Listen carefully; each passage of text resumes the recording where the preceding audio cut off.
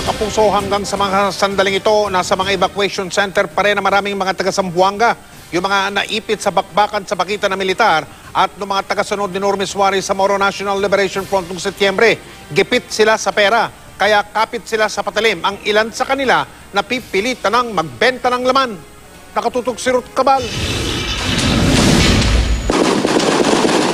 Takot at peligro ang dinulot ng bakbakan ng gobyerno at MNLF Miswari faction sa mga taga-Zamboanga City noong Setyembre 2013. Ang mahigit 2 linggong krisis kinasawi ng nasa 140 tao at nagtulak sa mahigit 19,000 pamilya na lumikas. Humupa ang sigalot. Pero matapos ang 7 buwan, marami pa rin ang nananatili sa mga evacuation center. Sa Joaquin Enriquez Sports Complex sa pangunahing evacuation center, may nasa mahigit 2,000 pamilya pa rin. Dahil daw kapos sa pera ang mga evacuees, nagiging laganap na raw ang prostitusyon doon. Ito ang binunyag ng isang zone leader sa lugar na tumangging humarap sa kamera. May tent talaga. Yung isa giniba na. Yung isang tent kay may nagsabi man na doon talaga ginagawa yung paggabi. Ayon naman sa pulisya, ang ilang umano'y nagbebenta ng laman, nasa 12 taong gulang lang. Kahirapan yung reason nila. Through text na po pwede. Text lang.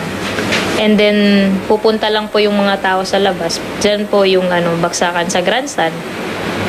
May isa pong tent po na na-identify na po namin.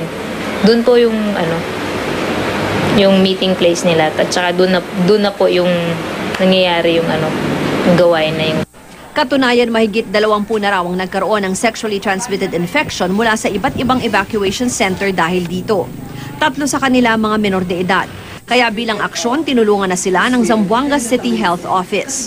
Ginagather namin lahat yung into prostitution, the people in prostitution, lecturean namin, and then magkuha kami ng smear namin doon sa grandstand that time.